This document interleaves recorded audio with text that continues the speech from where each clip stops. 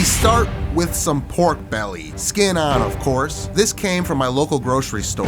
I tried to select the leanest one they had since all pork belly is extremely fatty anyways. I'm going to show you the easiest and fastest way to grill a pork belly and still get a nice crispy skin on it. You want the skin to be as dry as possible. In a perfect situation, you would want to take the belly and put it on a rack and place it into the fridge overnight or even a couple days to dry the skin out as much as possible. But I'll show you that you can still get a great result just cooking it straight away. Dry it off as best you can with a paper towel. We are going for what is called the whole hog effect here. The skin should be glassy at the end. There's many ways to prep this, one being to poke small holes all over the skin, preferably using a needle. You could score the skin in a crosshatch method. Both of those will help puff the skin up into a chicharron-like consistency, but for the whole hog effect, we will just leave it alone this time. The more you let the skin dry out before cooking it, the more glassy it will look at the end. So in our case, first step is to season it, and we are only seasoning the meat side. I put a paper towel down under the skin to try to protect the skin from any seasoning that might get on it.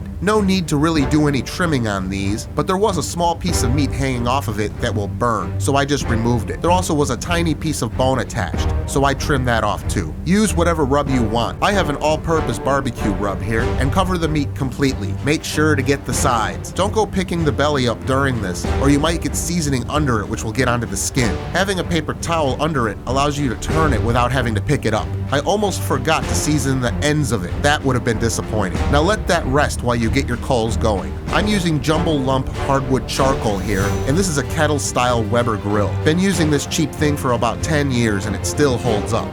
Pile the coals up onto one side of the grill and put the lid on so the fire can calm down. Then I added a couple chunks of cherry wood in there to get some smoke flavor. Then add the grate and let the grill heat back up. You want the grill around 275 to 300 degrees ideally. If it's a little over like 320 or 350, who cares? You don't need to be exact here, so don't stress over it. The belly goes on the grill skin side up and as far away from the coals as possible for this type of grill. Now is your last time to dry that skin off. So wipe off any seasoning that got onto the outer corners of the skin and dry off the top of the skin one last time before adding the protective coating, which comes in the form of salt. This is regular table salt, and just cover the skin completely with it. Don't worry, this will come off and it won't make things too salty. You can use kosher salt too if that's what you have available. When in doubt, use more salt here. It will protect the skin for the first half of the cooking. When it's covered as best you can, add the lid. Let this cook for about 2 hours. You will have to check on your coals, of course. Usually I check after each hour.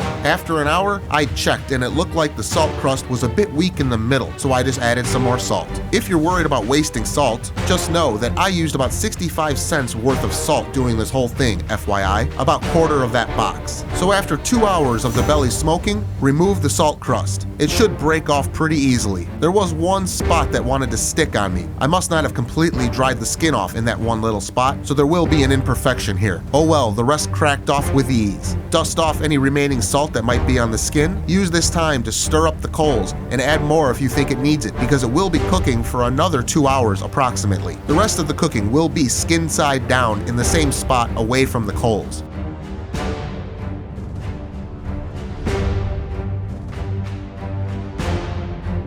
At the 3-hour mark, the skin should be looking nice and glassy at this point, except for that one little spot that stuck and ripped the skin a little bit. At the 4-hour mark, the meat should be extremely tender, almost fall apart, and the skin should be glassy and crispy. If the meat is not as tender as you want at this point, then your grill wasn't as hot as you thought it was. In that case, just let it go longer until the desired tenderness. So we definitely got the whole hog effect going on here. Crispy skin, super tender, and glassy looking finish. If you want an even more glassy look to it, then take that day or two and dry it out in the fridge beforehand like I had mentioned. But let's listen to the skin for a moment.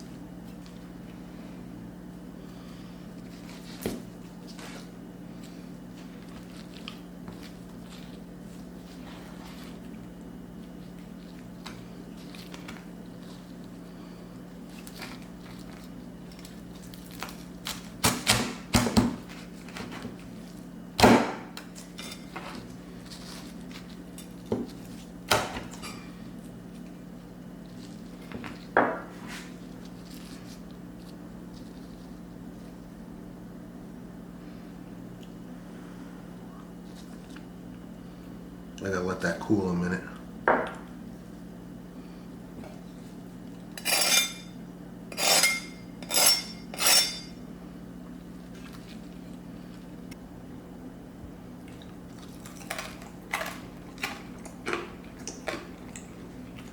This finished product was incredible. The meat was so moist and juicy. The skin was extremely crispy, but not hard like break a tooth or anything. I definitely recommend giving this a try if you have a regular kettle style grill. It's the fastest and easiest method I know that can be done with minimal ingredients and culinary methods involved. If you like this content, make sure to like this video and subscribe. Share with a friend. Remember, you can always find my content on YouTube, Odyssey, and Rumble. Tag me on Instagram and hit me up on Truth Social or Twitter. And remember to always treat yourself right, cook yourself something good, and until next time, I will see you on the next video.